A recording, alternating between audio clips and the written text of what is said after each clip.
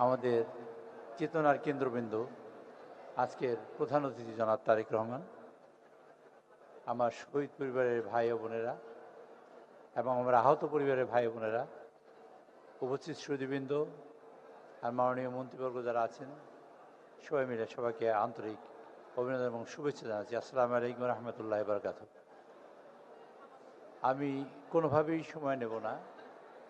আমি একটা কথা শুধু আপনাদের জন্য বলতে চাই।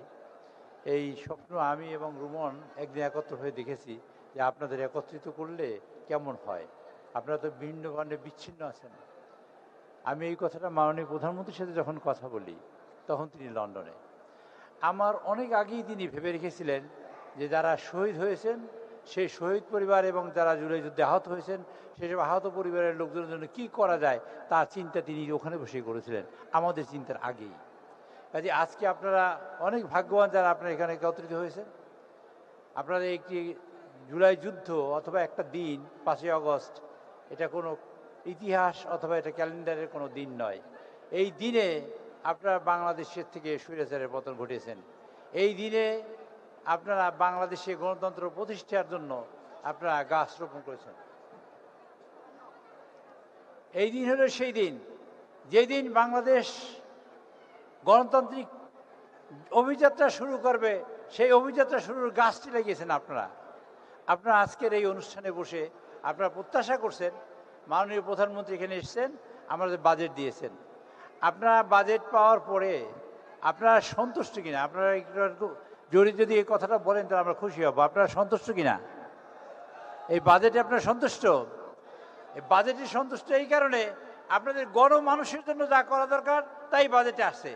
আমাদের শহীদ যারা পরিবার আছেন এবং শহীদ যারা জুলাই যোদ্ধা আছেন, সেই সকল জুলাই যোদ্ধাদের যেন পুনর্বাসন হয় তার জন্য প্রয়োজনীয় ব্যবস্থাই করা আছে এবং বাকি প্রয়োজনীয় ব্যবস্থা মাননীয় প্রধানমন্ত্রী গ্রহণ করবেন।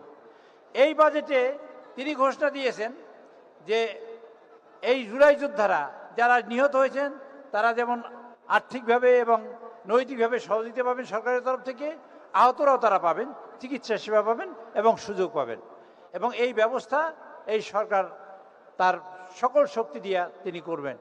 আজকে মাননীয় প্রধানমন্ত্রী তিনি আজকে এখানে উপস্থিত আছেন। মাননীয়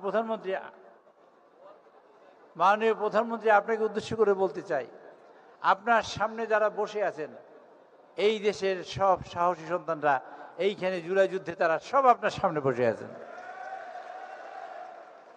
মাননীয় প্রধানমন্ত্রী, আপনার সামনে কিন্তু এই জুলাই সাহসী সন্তানরা সব বসে আছেন। জাতির প্রয়োজন যদি হয়, আপনারা যেমন সাহস নিয়ে রাস্তায় নেমে এসেছিলেন, আমরা কি প্রত্যাশা করতে পারি আবার সেই রকম সাহস নিয়ে না আমার রাস্তায় নেমে আসবেন আপনারা? আমরা আপনাদের কাছে সেই প্রত্যাশা করি। এই কারণে তারেক রহমান সাহেব তিনি গভর্নমেন্টে বসে তিনি প্রমাণ করেছেন স্বচ্ছ, সুন্দর, সাবলীল এবং ঐক্যবদ্ধভাবে সবাইকে নিয়ে দেশ গঠন করতে চান। চেতনা বিক্রি করে যারা খেয়েছেন তারা নয়, চেতনার নাম নিয়ে যারা বিক্রি করবেন ভবিষ্যতে তারাও নয়। আপনারা যারা সবাই আছেন সবাইকে নিয়ে তিনি দেশ গঠন করতে চান। আপনারা তারেক রহমানের হাতকে শক্তিশালী করার জন্য রাজি আছেন কিনা একটু বলেন তো, হাত তুলে।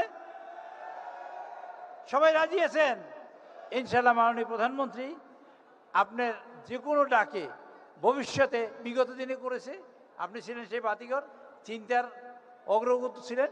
ভবিষ্যতে যে কোনো কাজের জন্য ইনশাআল্লাহ আমাদের এই যারা জুলাই যোদ্ধারা আছে তারা সবাই আপনার সাথে ঐক্যবদ্ধ থাকে, যে কোনো সমস্যার সমাধান করার জন্য রাজি আছে। মাননীয় প্রধানমন্ত্রী এটা আপনাকে সবাই হাত তুলে দেখিয়েছে। আমি আপনাদের এই জুলাই যোদ্ধা এবং শহীদ পরিবারের সকলের পক্ষ থেকে আপনাকে অভিনন্দন জানাই আপনি আজকে এখানে উপস্থিত হওয়ার জন্য। আর আপনাদের সকলকে যারা আসছেন তাদেরকে অভিনন্দন জানিয়ে আমি আমার বক্তব্য শেষ করছি।